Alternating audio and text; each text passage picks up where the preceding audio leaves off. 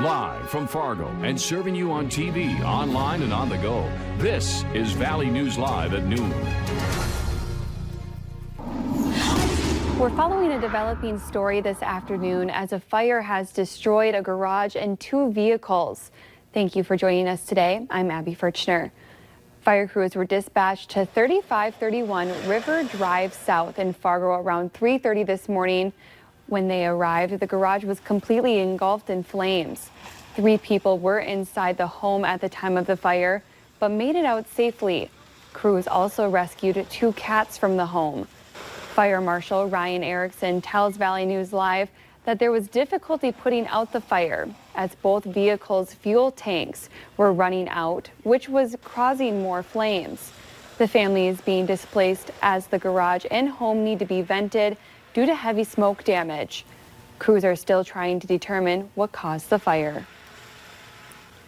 Storms ripped through the valley last night, leaving quite a mess for many to clean up. Here in the metro, power crews spent most of the night working on repairing and restoring power to much of the area. Around 2 this morning, West Fargo police and fire got word of more power lines dropping. With 3 down and another is leaning between 12th and 17th Avenue East along Main Avenue. Some poles fell away from the road, but others ended up on cars and in the parking lot. A building along Main Avenue in Fargo also took a beating from the strong winds. Last night's storm blew the roof off of the building, and fire officials say no one was inside at the time and no one was hurt. 3 roads in the area were blocked off for a time and some power lines were down. It's 12:03 and taking a live look outside right now. Much calmer than yesterday for many. Let's check in with meteorologist Lisa Green.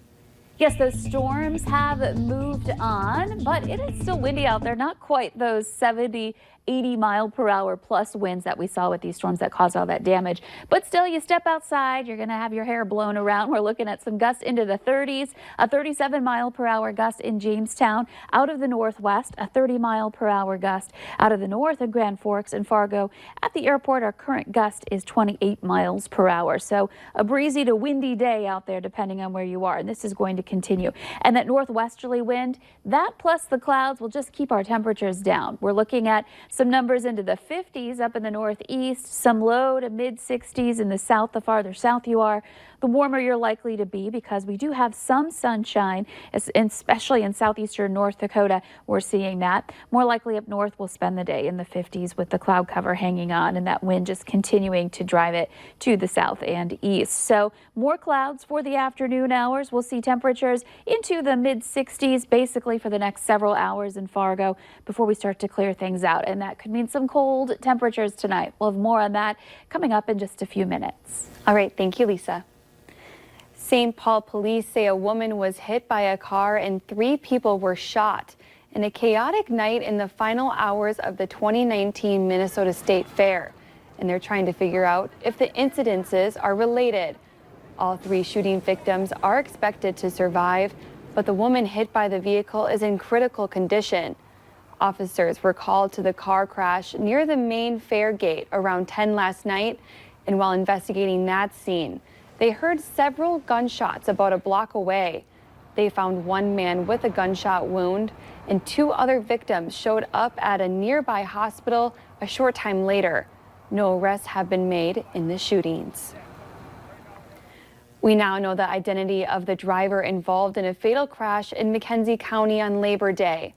North Dakota Highway Patrol has confirmed that 15-year-old James Nolf of Alexandria, Minnesota, died in the crash. Nolf, who was driving a semi on the wet road in McKenzie County, went into the ditch after a curve in the road. He overturned the vehicle and was pronounced dead on the scene. The crash remains under investigation.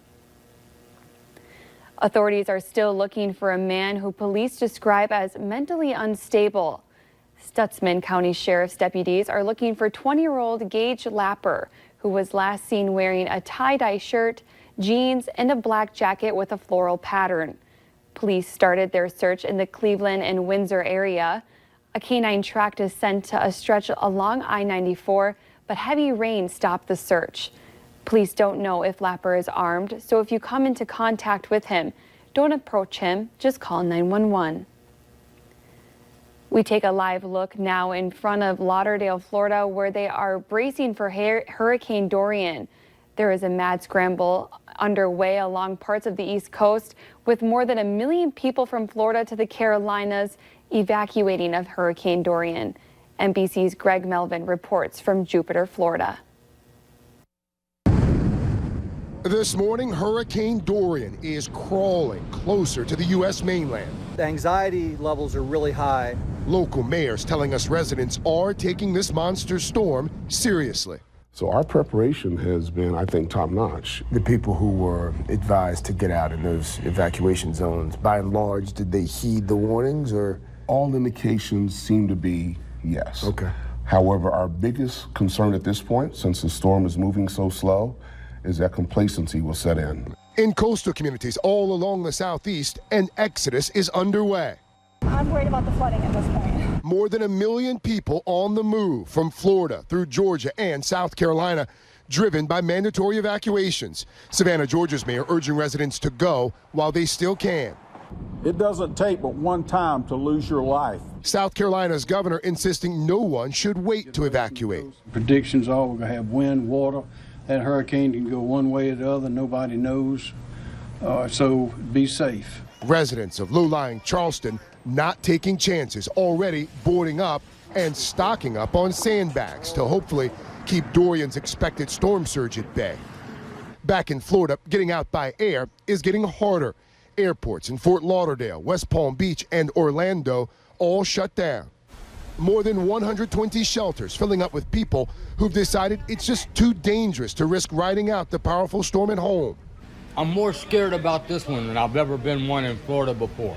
Dozens of medical facilities and nursing homes in the storm zone rushing patients to higher ground. And power crews are staged and ready to roll, along with 4,500 members of Florida's National Guard. So this is a board that's going to give us live feed. And if the storm hits West Palm Beach, new state-of-the-art technology will pinpoint where help is needed. The pictures that they take and the information that they write down, we're going to get live time so we can start pushing resources to them quickly. With the timing and path of Hurricane Dorian still very unpredictable, officials remain on high alert across the southeast. Virginia's governor has declared a state of emergency, the fifth state to do so, in preparation for the hurricane's possible impacts. Coming up at noon, get rid of the peanut butter sandwich. We have new recipes that will have your kids excited for lunch this school year. But next, weather to plan your day.